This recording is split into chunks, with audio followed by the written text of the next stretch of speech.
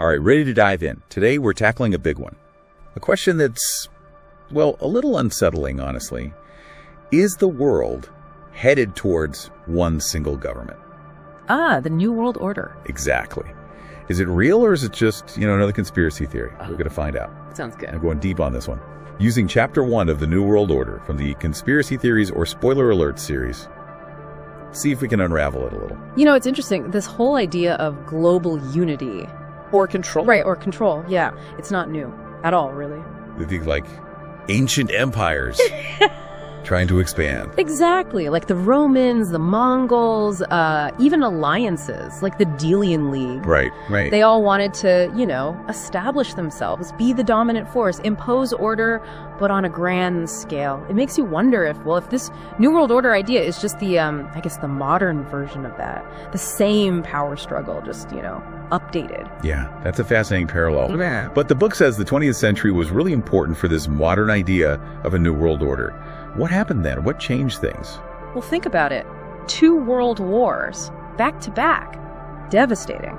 There was this huge push for cooperation globally. To avoid another war, right? Exactly. Prevent future conflicts. So we saw the creation of organizations like the UN and NATO, bringing nations together. And those were supposed to be good things, right? Yeah. Steps towards peace, global stability. Oh, absolutely. I mean, they've done some incredible things, but just the fact that they exist, the scale, the power, the influence, it sparked a lot of suspicion and really fueled some of these conspiracy theories. It's almost like a paradox. Like, we want peace, we want cooperation, but that leads to a fear of control. Exactly. And the book goes into some specifics about this, about organizations that raise these concerns. Starting with the UN. It's massive. Almost every nation on Earth is a member. It influences policies, everything from human rights to the environment. Yeah, that's a lot. That's I can see how that level of influence might make people nervous. Oh, for sure. Some people argue that the UN having too much power could lead to, nations losing their independence. They wouldn't be able to govern themselves as easily, independently, There's concern about the shift in power from individual nations to this global governing body. Okay, so the UN is one player. Who else? What are the other groups that fuel this whole New World Order narrative? Yeah. I've always been curious about the Bilderberg Group, all those secret meetings. Yeah, the Bilderberg Group, they're definitely shrouded in mystery. It's part of what makes them, such a target for conspiracy theories. Who are they, really? They're this group. Super influential in politics, business, media, and they meet every year. Totally private. What do they even talk about? That's the thing. Nobody really knows. Yeah. It's all very hush-hush. That secrecy is what gets people, isn't it? Oh, absolutely. Yeah. Critics say this lack of transparency is a big problem. What are their motives? Are they discussing things that could impact, global policy, but without any accountability? Of course, they say it's all above board.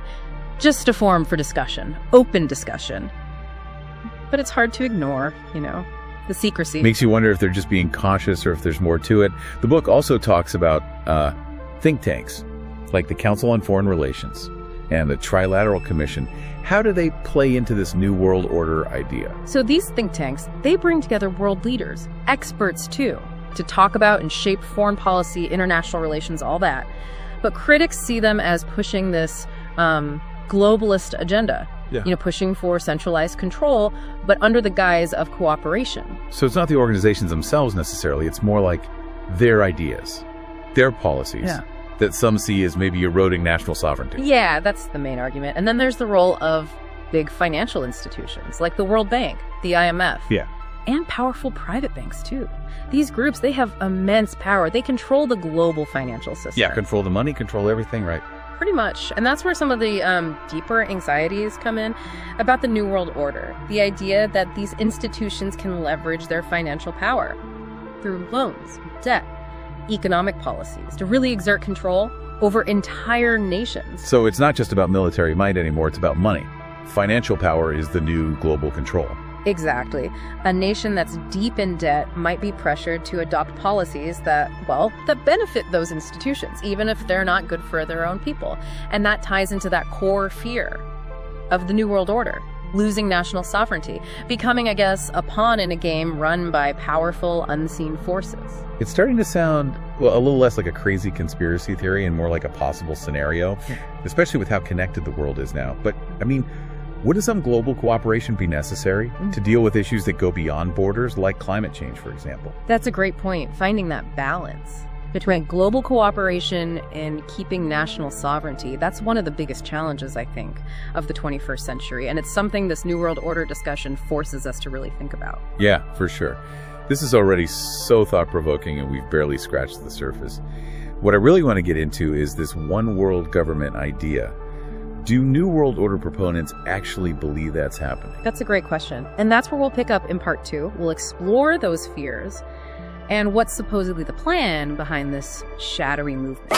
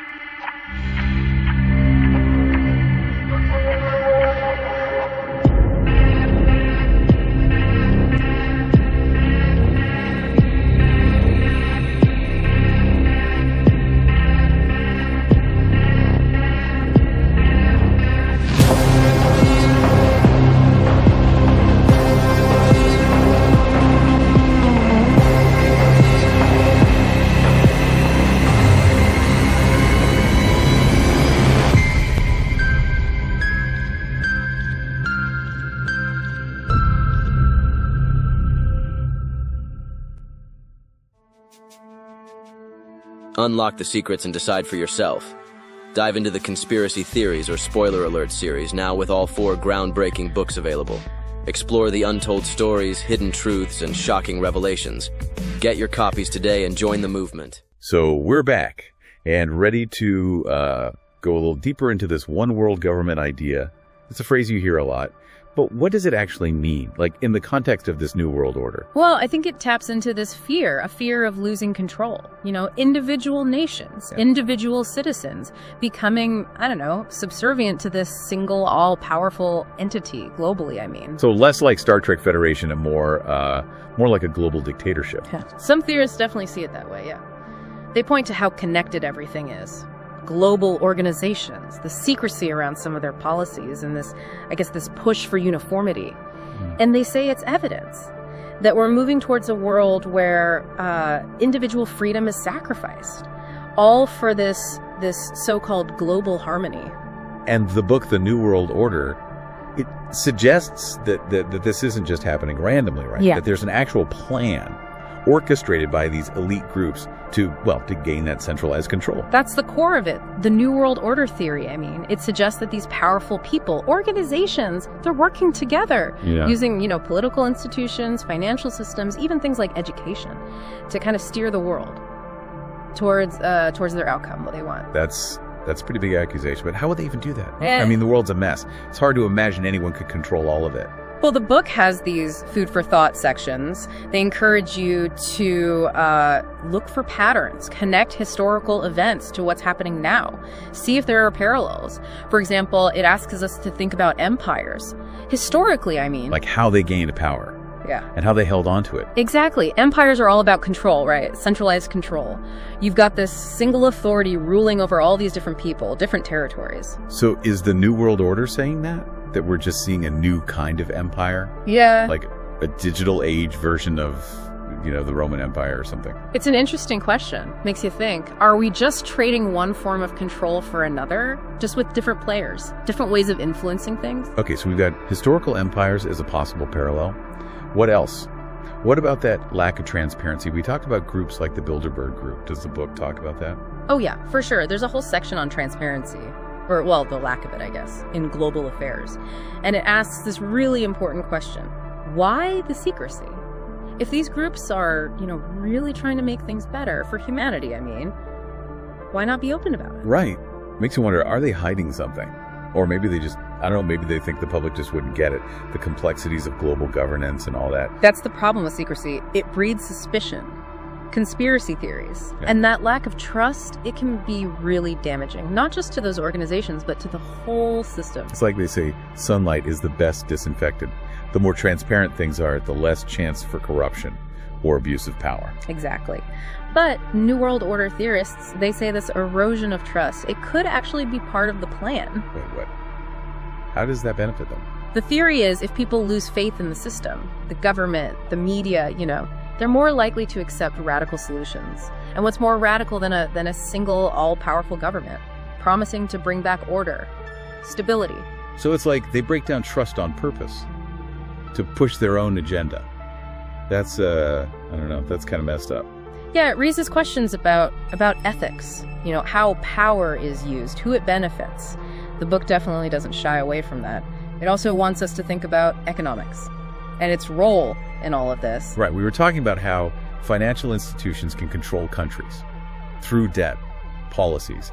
Does the book give specific examples of how that might be happening? It talks about structural adjustment programs, or SAPs. They were implemented by the IMF and the World Bank in developing countries back in the 80s and 90s. I've heard of those. They're supposed to help countries, right? Yeah. Get them back on their feet economically. That was the idea. But critics say these programs, they've forced countries to adopt policies that, well, they focused on paying back debt more than social spending. So you saw cuts in healthcare, education, essential services. So they might have reduced debt, but with some pretty bad social consequences. Exactly. And some argue that it was deliberate, a way to weaken those nations, make them more dependent on these international institutions. It's like a new kind of colonialism almost, using debt to control them. Yeah. Instead of actually helping. It's complicated for sure. There are valid points on both sides. But it shows how economic policies can be used to influence a nation's sovereignty in ways that aren't always transparent or beneficial to the people. This is a lot to take in. We've got historical parallels, secrecy, distrust, economic manipulation, and this fear of a one-world government looming over everything. It's starting to feel less like a conspiracy theory and more like, like a roadmap of how power could be consolidated globally. And that's the power of the New World Order idea, I think. It taps into our anxieties about the future, who's really in control. Are we headed towards a world where we give up individual freedom for global harmony? Which brings us back to that big question. Is the New World Order just a conspiracy theory, or is it a glimpse into what's coming, what's already happening? And maybe more importantly, if some of these New World Order ideas are already in play, what can we do about it? As individuals, I mean. Can we maintain our autonomy, our critical thinking, in a world that's so interconnected? That's what we'll explore in the final part of our deep dive.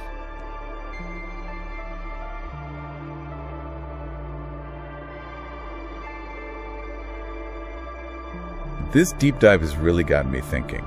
Like, really thinking. It's easy to just brush it off, The New World Order, it's just some crazy conspiracy theory. It can seem that way, yeah. But then, when you start looking closer, you see the historical patterns, you realize how much power these global groups have, and it's a little unnerving, honestly. It definitely makes you question things, how the world works, who's really in charge.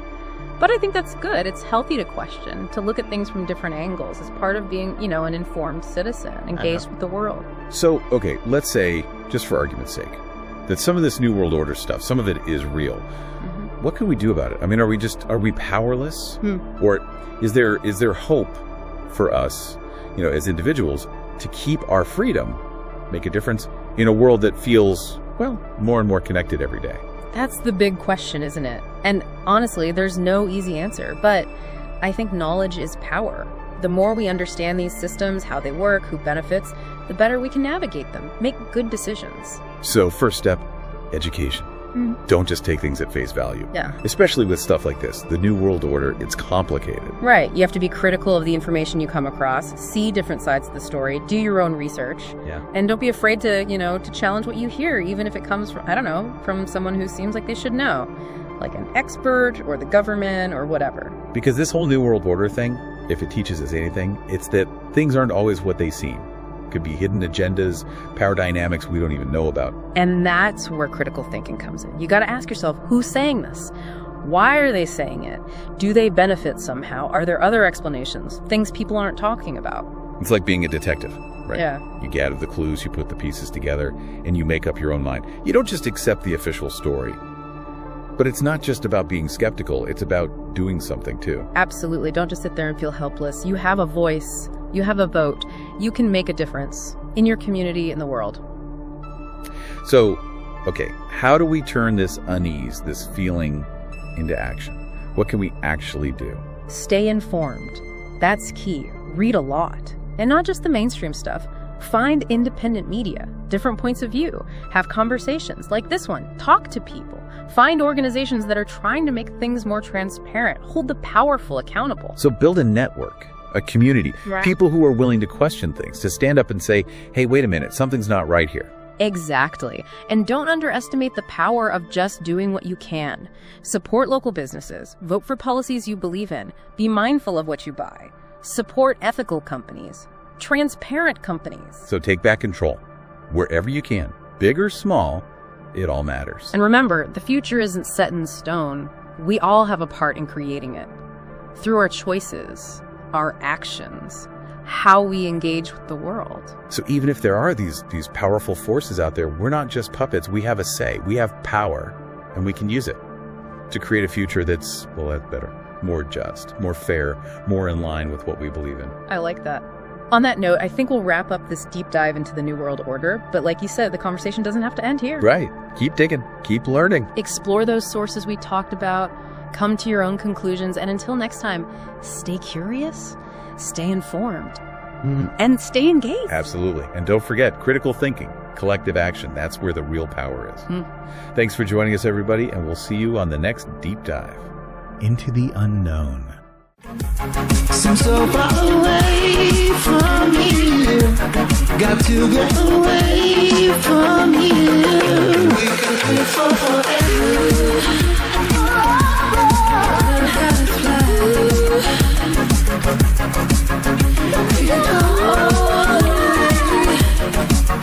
If we could just find a way, we could live forever. We could push up the sky.